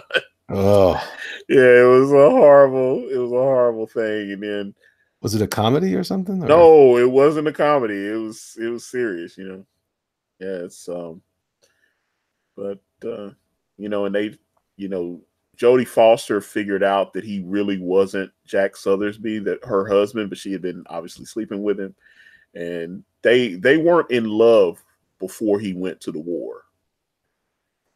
And then when she came back, you know, she was like, damn, he's back. So she had agreed to, because I remember Bill Pullman's in there from like Independence Day and stuff. He was someone who had been taking care of Jodie Foster while her husband was away and looking after her and all this kind of stuff. And then at the same point in time, you know, she was about to go ahead and remarry. She was going to marry him. She had agreed because he had been taking care of her crops and everything. And he was like, so when he came, when Richard Gere came back, he's like, hey, I'm her husband. I'm back. And then all of a sudden he was like, I've been sitting here doing all this work and taking care of everything. And I was, you know, and I was finally, you know, going to marry her. And then he was like, well, it's her husband. I got to step aside. But then he started going, that's not really Jack Sotheby's. So he spends the whole movie trying to prove that Richard Gere is pretending to be Jack Sotheby's. Summersby. Summersby. He's trying to is Sotheby's? No, he was someone that knew Jack Summersby before the war, and then they weren't best friends because one thing he had kind of mentioned. He started having suspicion, and he mentioned, I think it was some guy named Ham Strode or something like that was apparently was like the best friend Jack Summersby had ever had, and something. He just kind of mentioned it, like, hey, Ham Strode died. And apparently, while all those years that Richard Gere and the real Jack Summersby were locked up, he never mentioned this guy, really. He never mentioned Ham Strode. And he was like, yes. And he was like, you didn't know who Ham Strode was?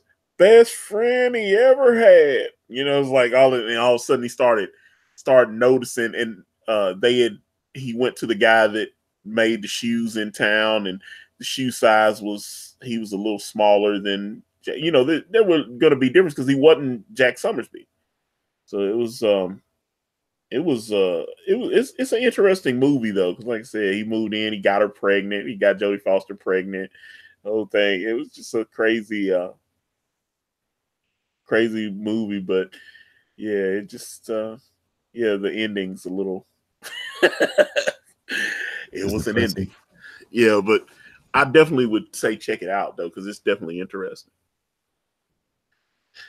I just thought the whole he was kind of someone who had just he kind of admits why he did certain things,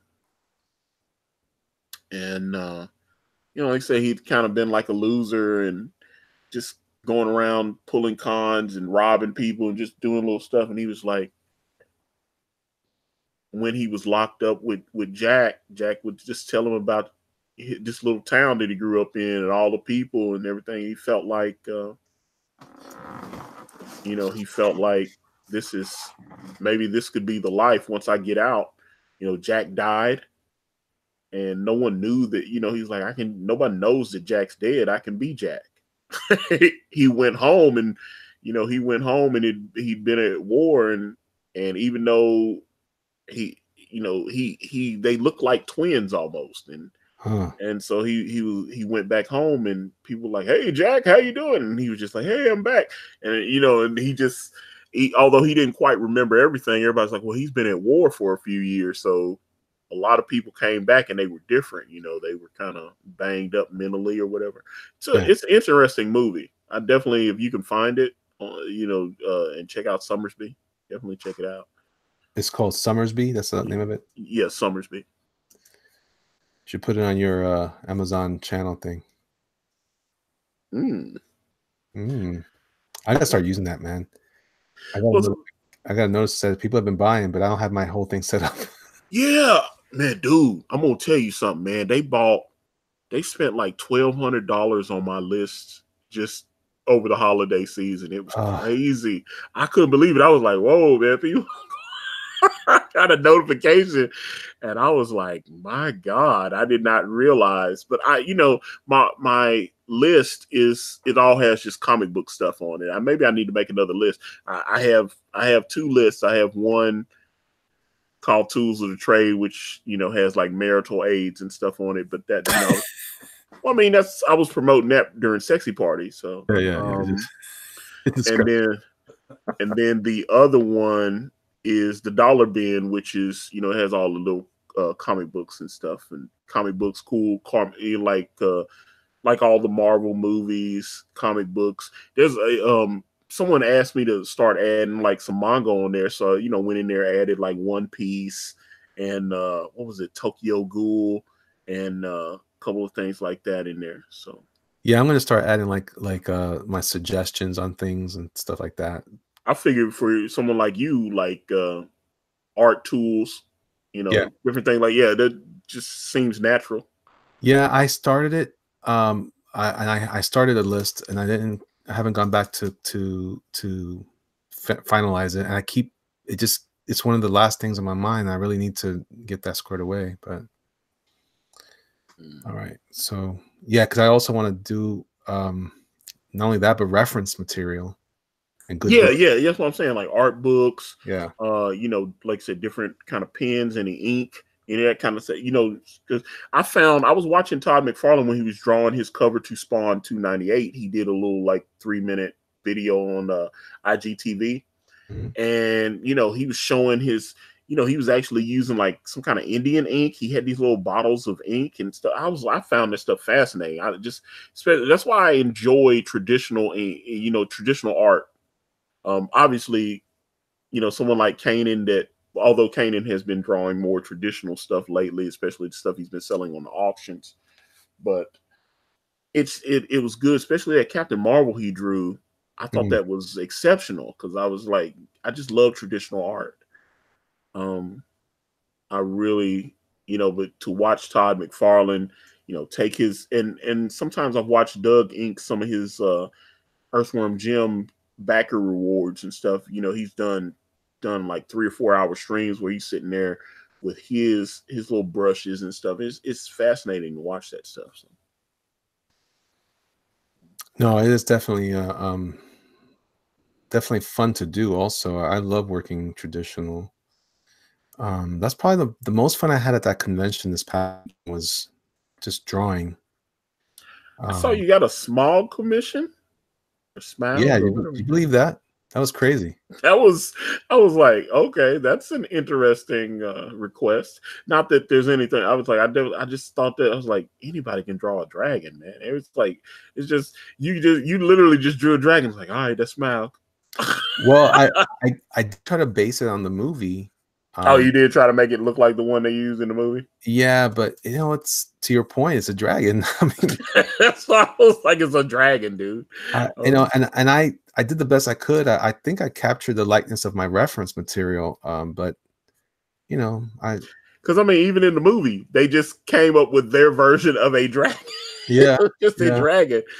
I mean, I'll tell you what was interesting was I'm doing like a hammerhead guy. I don't know why. It was the my hammerhead from Spider-Man. Yeah. They keep trying to make him like, I know he's like, I don't know if it's been a while since I read anything because I know they had, the Kingpin got killed, although the Kingpin's obviously back now. Man, how many times has Wilson Fisk been killed? He came back and they was like, oh, okay, Hammerhead's the boss now. So he's the, take over everything. And I was just like, I don't know. Maybe this guy's more like Colossus. I don't know. Get rid of his eyes, make him look cosmic. Yeah. So I did. So what I did enjoy about that commission though was trying to figure out how I was going to make it into a black and red. And in the reference that I was using from the movie, there was a shot where that shot comes from a spot where he's looming over somebody and he's lit underneath from all the fire. So I thought, I'm like, how cool would it be if I could make it everything that's closest to shadow black, and then everything on the underneath towards the light of the flames, make it red to white. I thought it came out pretty decent. Yeah, I like the piece. That's why I enjoy it. And that's crazy. Over the weekend, the Ikari Press Instagram went over 11,000. Woo! Yeah, Yeah. we went over 11,000 followers. I was like, that's where I have the most presence is on Instagram. Yeah, same here. Um, you know, so 11,000 on Instagram. So I was very thankful for that. And man, I never thought I'd get there. But This was a busy week on Instagram. I got a little bump as well. It was crazy.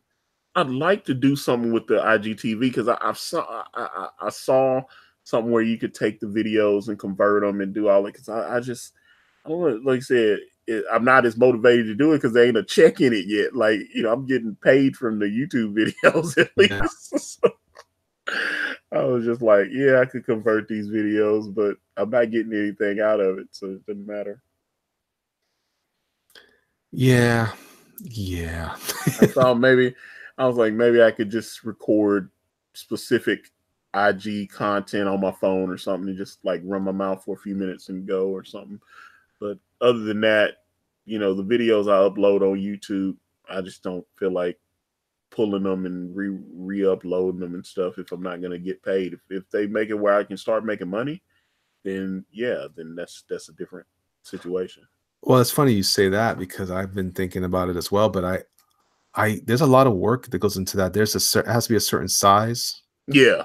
And I know they'd say that they want you to make it portrait versus landscape, but to be honest, all you got to do is just publish it in landscape. I don't know why I don't know why we say silly things like, you know, like, oh, I can't just turn the phone over. Yeah, you can just turn it over.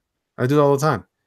You know, I don't know why people are like, it's a pain in the butt to turn the phone. If we're that lazy, if we're that Wally, that we can't just turn the phone around 90 degrees, what's wrong with us? What is wrong with us? Oh, it's just too much work. All right, I don't like this drawing at all right now, but I thought you were drawing Colossus. I was like, because I love Colossus. Although now he's only got one arm. So what? They cut his arm off. He was in a battle and he got his arm cut off. Yeah, that happened in this last little story arc here. You haven't seen it. There's been a couple covers of the one-armed Colossus. Yeah, he took some battle. He can still transform, though. It's weird to see this big hulking guy transform and he's only got one arm. I'm like, okay. They're taking this diversity thing to a new level. I'm sure they'll come up with hell, Thor got his arm cut off. Yeah. He's got a magic golden arm now. Yeah. They need to go back to regular Thor, though, if I'm just being honest. Oh, I forgot. Hey, Edwin, how you doing? Take a look through those old Essence magazine covers to go do justice to Monica. Yeah, man. Don't forget, guys, tonight.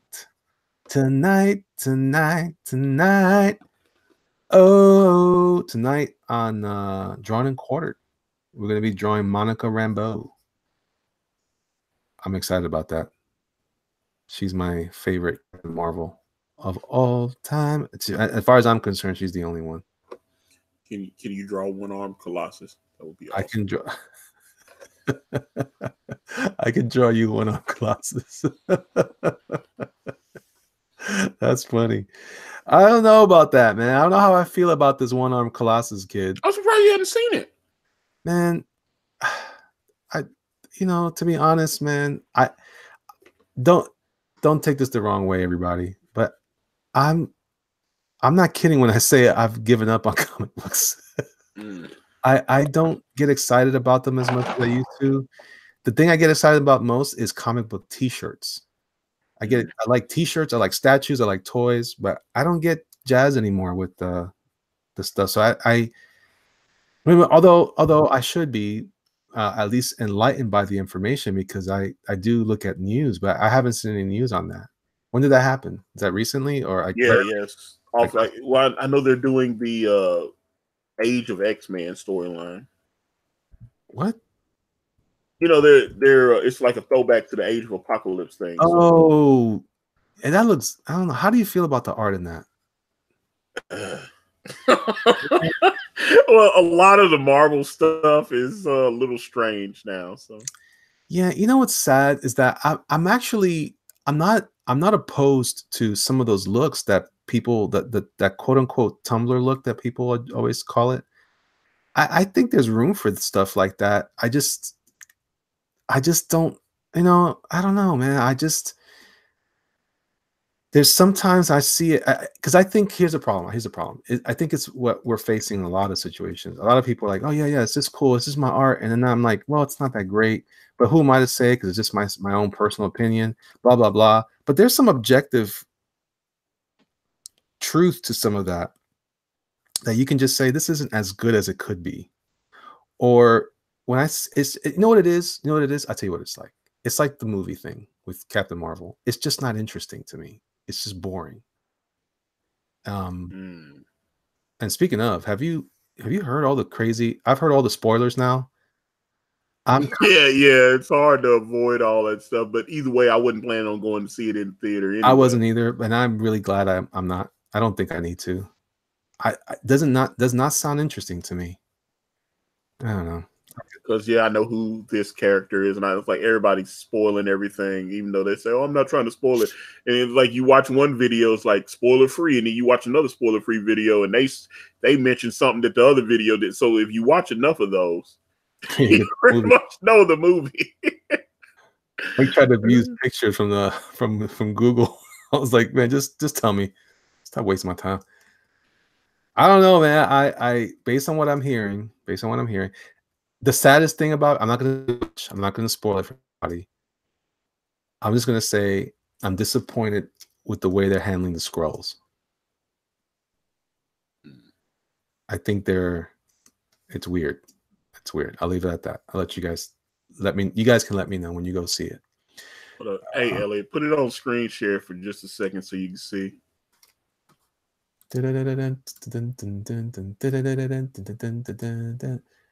Oh, what happened to him? Did he lose it?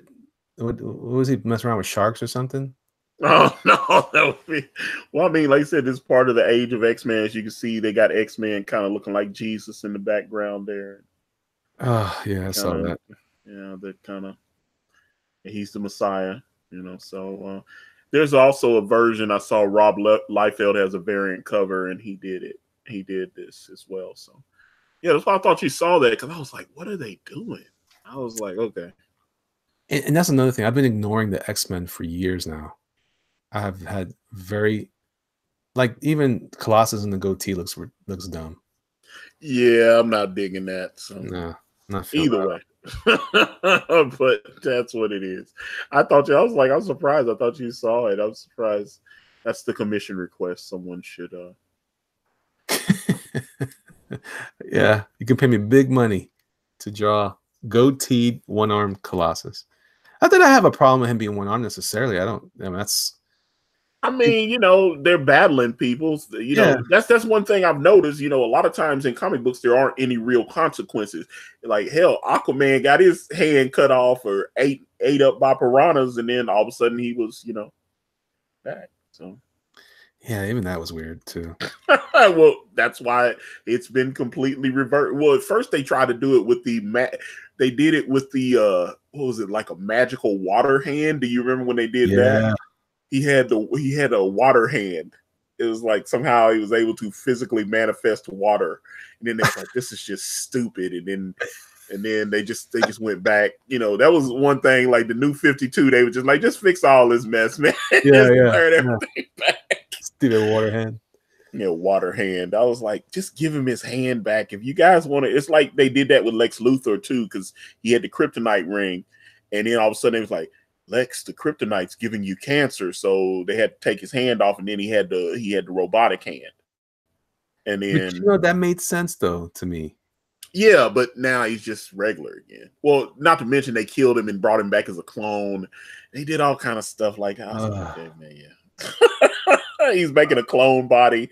It's like, hey, Lex has figured out how to make a clone body, so I don't mean to groan, like those are not my characters. I get it. They can do whatever they want to do with that stuff. But I just, as a long time, because this is maybe where, I don't know, I was listening to people talk about some of this stuff. Growing up, I've been reading comics since the 70s. So I started very, very young, and I inherited a collection from my cousin, and then my first purchased books were my mom. She bought me some. She bought me 3 books. I can't remember what the third one was, but the first one was Blue Devil. I don't remember the issue. And that was the second one. The one that lit up my brain on fire was the Green Lantern, by Dave Gibbons. It was that one issue that didn't have a number on it. He fights the shark guy. Shark. It was called. I think the title was called Shark Attack, but it was called something else. Anyways, so I've been reading for a long time, so it's hard to impress me anymore with these stories, and it's very, very difficult for a task for any of these writers. I got to give it to them, and I don't know. I can't. I'm not gonna. No, I can't give it to them too much because they're doing some crazy stuff right now. But yeah. But at least people who are earnestly trying to write these characters, I gotta say, that it's got to be a challenge to come up with a new thing all the time after all these years trying to impress an old dog like me who's been like, I've seen every story come and go. Which is why I think sometimes they want to take stuff from the headlines, which makes sense, except when it's current headlines or whatever we're dealing with today. It's just not that fun. I don't know. It's sort of like that conversation I mentioned earlier. We were talking earlier about some of these conversations online about how comics used to be political or not, and it's like they may have been, man, but they were very, very weak on the politics. It was just a subtext, it wasn't really the core of anything. Even X-Men, as political as X-Men have been in over the years, I mean, they really didn't get super political until God Loves, Man Kills. Right around that time. Ooh, yeah. That's where like the big bomb dropped and like, oh snap, that's a serious conversation to have. It involved religion and yeah, that's a great Claremont story. I love that. But a lot of comics that were political. I remember Bill Sienkiewicz on Elektra Assassin. Who wrote that? Was that Miller? I thought it was Miller, but I might be wrong on that. Yeah, well, there was a lot of like anti-Reagan stuff in there. I mean, I don't care. I didn't care about that. I just liked the art. And I didn't know I liked the art as much as I do now. Well, back then, I had just discovered Sienkiewicz even though he'd been drawing a lot of stuff I read when I was a kid, a lot of Avengers and Moon Knights and all kinds of stuff. The real for me, all that stuff was just my first introduction truly to him. I'm sorry, I lost track of what I was saying. Was to Bill Sienkiewicz was his work on New Mutants. Yeah, and that's what got me into his work on Elektra Assassin. You know what? I watched. There's someone I always love when people load up other people's stuff on YouTube. But they loaded up a great. It was a Jack Kirby tribute. It was like an hour long, and they were just talking about Jack Kirby's work, and they were talking about people that took over Fantastic Four after Kirby left the title, and you saw people like George Perez on there. Bill Sienkiewicz had talked about it, and they talked about the guy that was Jack Kirby's inker that inked. He continued inking after Kirby left the title. He inked over Sienkiewicz. He inked over George Perez, and I thought that was really cool. I was like, I was really, huh? Sinnott? Don't give me the name. I think it was Joe Sinnott. Sinnott, Sinnott or Sinnott, something like that. Yeah, he was a big deal. You know what he was really good on? Another great run. Again, I'm a comic artist guy, so sometimes I don't remember the issues or the stories, but it was Ron Frenz was an artist on Thor for a while. Yeah. And Joe Sinnott inked over him when he was doing a very Jack Kirby oriented look. I thought that was good. By the way, I think I know who this guy is now. He's Tombstone. That's who I think I'm trying to draw here. Oh wow. What are they doing with Tombstone now? Because I remember, what was it, the Spectacular Spider-Man comic book? They tried to basically make him the Kingpin on there. I guess they didn't have the rights to the Kingpin, and all of a sudden, and they had what's the guy that was the voice of was it David Keith or something? The guy that was the voice of Spawn and Goliath on Gargoyles and stuff. Oh yeah, yeah. He was in They Live. I know that. And, yeah. yeah, I think it's David Keith. That may not be his name. Let me see here. Edwin says 7 p.m. Pacific Standard Time. That's right. That'll be 10 o'clock our time, guys, on East Coast. And if you are Central, it would be 8 p.m. Is that right? Am I right? No, 6 p.m. I'm sorry, 9 p.m. 9 p.m. 9, yeah, I'm an hour behind you. So. Edwin says, I sent you my entry on Twitter for tonight. Figured to bang it out now so I can focus on showcasing your work. I'll definitely look forward to looking at that, man. Yeah, this is definitely a Tombstone right here, man. See, he has that little... I've always thought that he was supposed to be like a zombie or something, right? Is that why they call him Tombstone? I don't know. No. I was like, because like you said, he's kind of some of those newer... I'd say, or I guess I shouldn't say newer. They were more like the 70s, 80s Spider-Man people after. But that's why I started seeing like Hammerhead and some of those villains come in. Yeah. Because my Spider-Man villains are the originals, and then the Todd McFarlane era, and then Mark Bagley, and because I love like Vulture, Rhino, Kraven the Hunter, obviously Green Goblin, Chameleon. Those that like there's a Chameleon piece that Gabriel Delgado did about 2 years ago. It was like a variant cover or something. It's one of the best Chameleon pieces I've ever seen, where Spider-Man is like beaten to a bloody pulp, and you see the Chameleon, who is disguised as J. Jonah Jameson. I guess they had gotten into some kind of fight, and you see the makeup, the little mask has been like, part of it's been ripped, it's been damaged in the battle. Yeah. Spider-Man. And so he's like holding a beaten up Spider-Man up by the costume, like, right. It's like face shot, like real close up.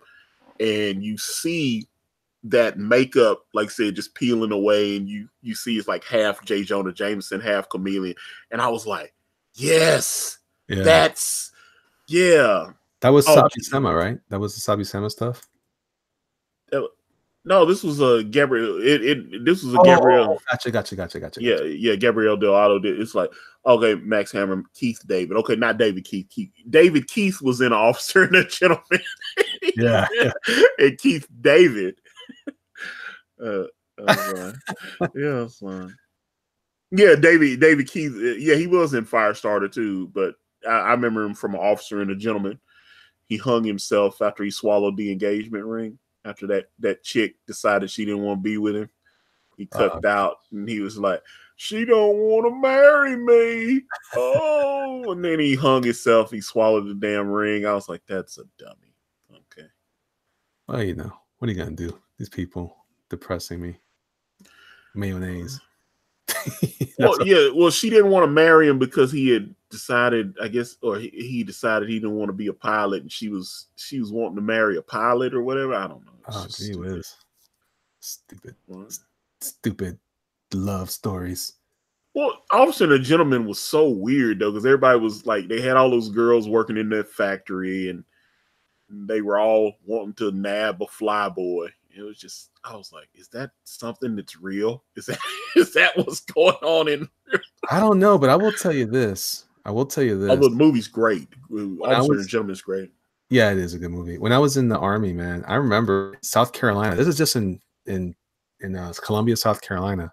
Man, it was ultra popular to be a soldier, and ultra popular for girls in that town. It was almost like it was almost a Russian wife thing, mail order wife situation. They just couldn't wait to.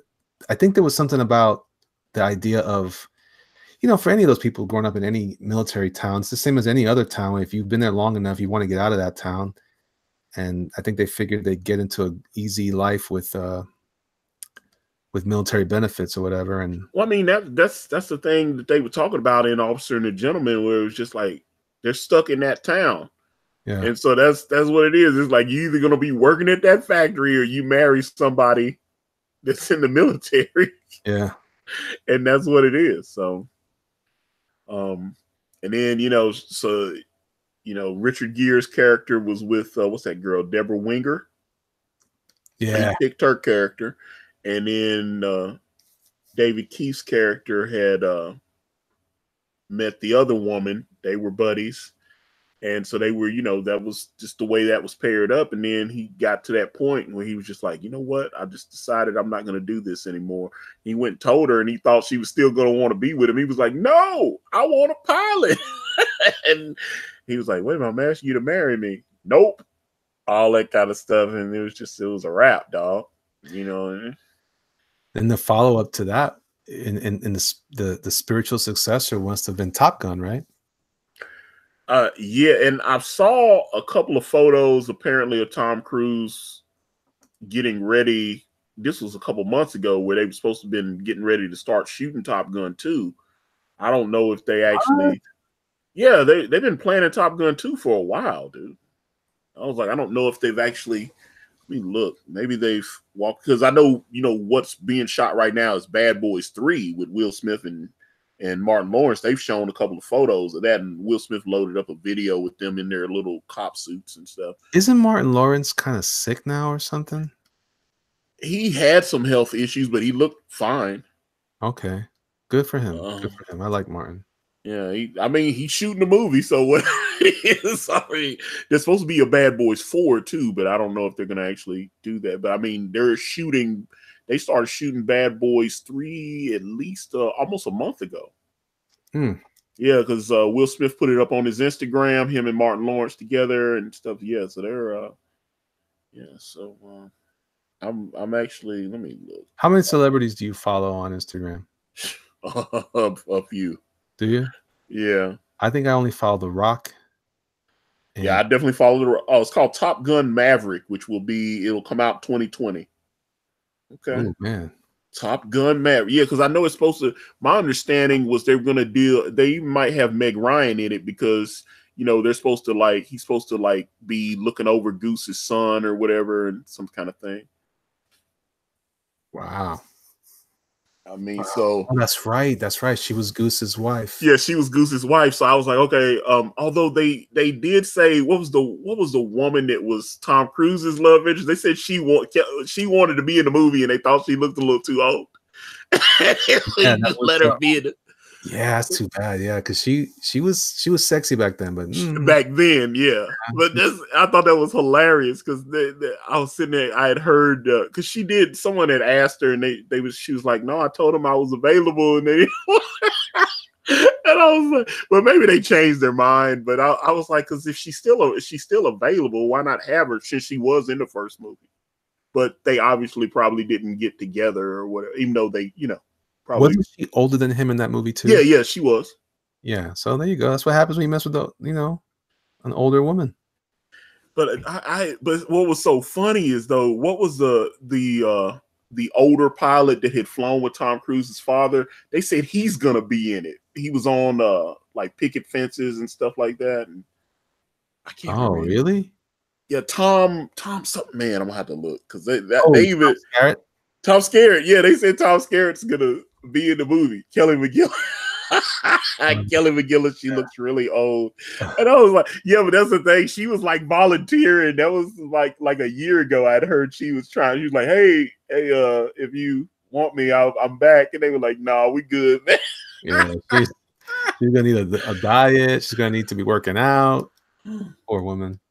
What about Iceman? Val Kilmer is not in good shape either. Well, here it is though. I'm looking at the cast. I'm looking at it. Okay, Tom Cruise is back. They got Val Kilmer back. Miles Teller. Miles Teller was in?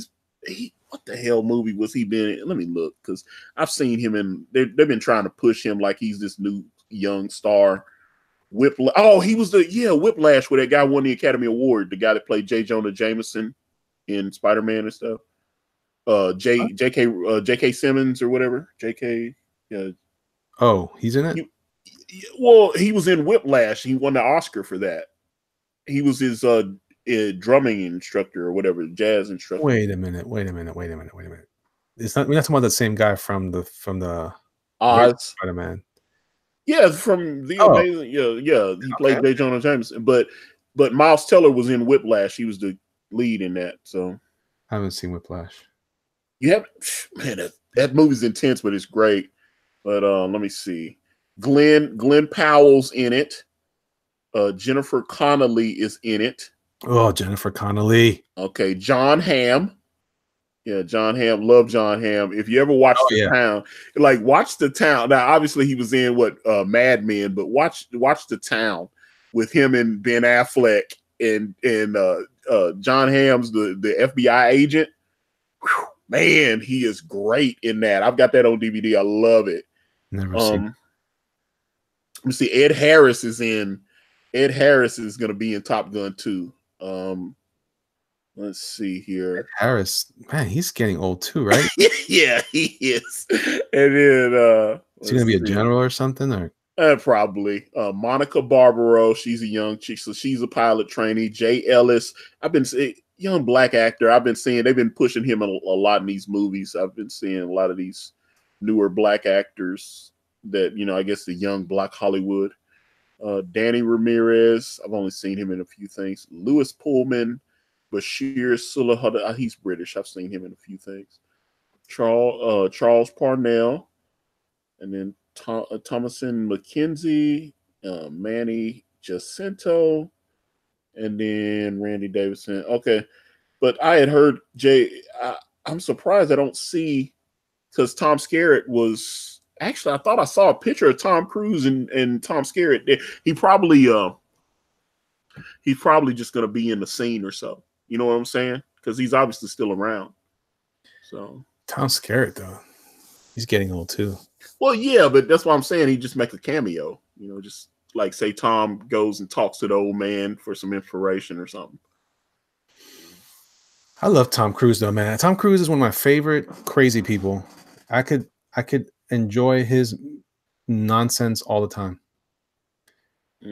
He's so weird, and I love him.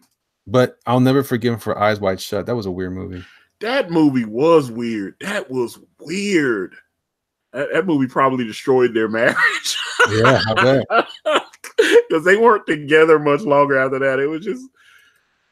By the way, did you see Tom Cruise's Mummy movie? Yes, I did. What did you think of that? I actually liked it, man. Oh no, that was some hot fire trash, bruh.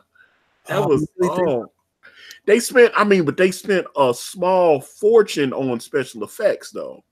Okay, I'll tell you what's wrong with that movie. Well, I'm not sure if it's wrong with it, but I'll tell you what it is about that movie. I'm going to save this real quick. I think whatever's wrong with the movie is exactly what everybody hates about it, which is fine with me. But what I think happened there was it just didn't. They probably shouldn't have gone with Tom. Although I think he did a pretty decent job with his part. I didn't think he. I mean, hell, they even had what's the name from Gladiator in there and all that. They were trying to set up the Universal monsters. Yeah. Well, you know what? He was rough to me. Gladiator. Russell Crowe. Russell Crowe. He looks bloated in that movie. Yeah, he's getting fat. I'm like, look at him in he did Quentin Tarantino produced this movie for the RZA. It was the Golden Arms guy. It was the RZA and the RZA wrote the movie. He was supposed to be doing like a kung fu flick. And they had like Lucy Liu in it, and Russell Crowe was like this gunslinger. He was only on the set for like 2 weeks, and you could tell. But it looked like they had to put like a girdle on him or something. It was horrible. I was like, yeah. And the thing is, he's still a good-looking guy, I guess. He looked like that suit didn't fit him right. Yeah, dude, he's getting a little bloated. I'm like, when I'm looking at him like, oh, okay, he's like me now. That's not the way. That's the whole thing about movie stars. I'm not supposed to look at him like, hey, he's one of, you know what I'm saying? I'm not supposed to look like, when I look at a movie star, I'm not supposed to be able to just be like, oh, he's like me. I'm supposed to look at you and want to be you. Yeah. You understand? Like when I look at Denzel, I'm like, that's what I want to be like. I want to be like Denzel. I was like, when I'm looking at Russell Crowe, and I was like, oh, okay, look like we could just be sitting on the couch together. It shouldn't look like that.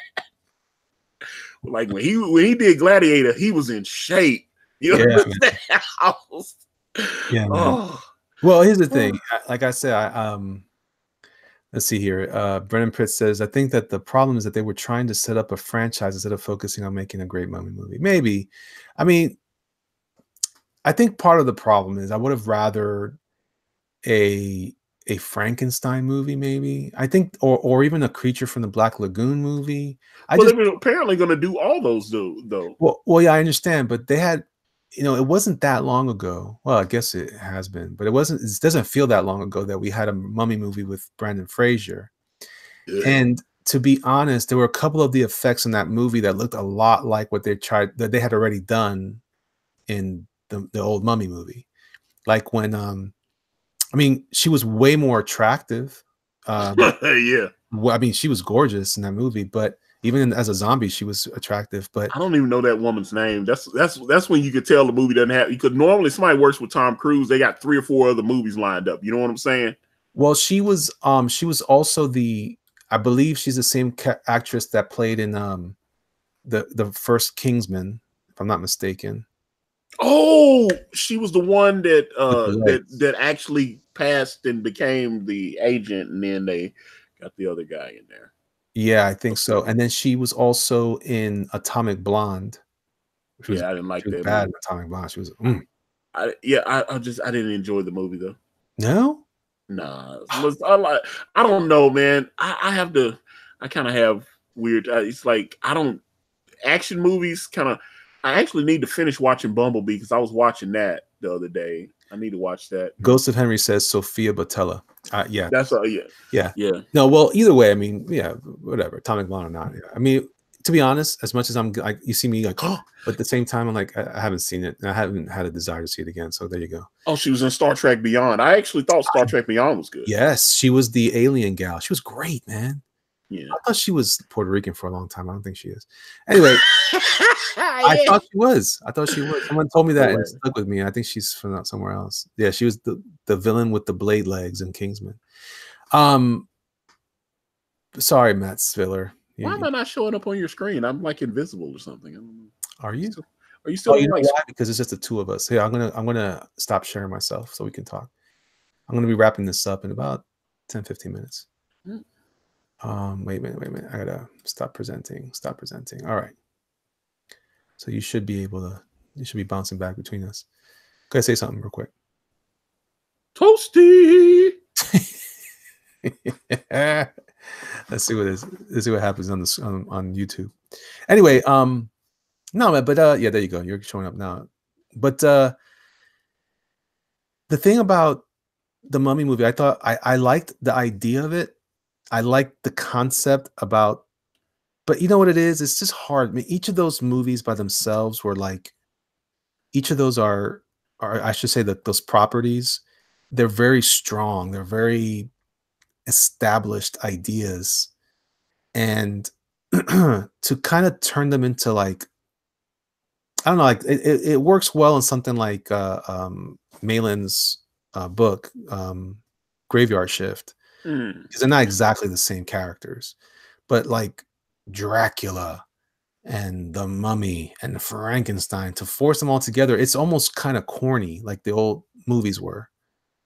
So when Dracula meets Frankenstein, they're not quite like the X-Men, where you a Marvel team up. Well, one thing I would suggest to Mark Poulton and Malin is when they do Graveyard Shift 2, since you have the Frankenstein monster and you have Dracula, you need Abbott and Costello in there because that's you need to do their version of Abbott and Costello meet the Frankenstein monster or whatever it is. Man, nobody in this chat knows who this Abbott and Costello is. When you started talking, it threw me off. I was like, wait, when you started mentioning Graveyard Shift, I was like, yeah, they kind of got them all teaming up. They need to do like the Harlem Globetrotters meet Gilligan's Island or whatever, all those little weird things. Yeah. Oh wait, so Ghost of Henry does make a good point. Did you see Penny Dreadful? Yeah. Love Penny Dreadful on Showtime. Love that. They're bringing it back, I saw, but it's going to be a different version. Is it? Yeah, it's going to be set in like the 1920s. Oh, come on.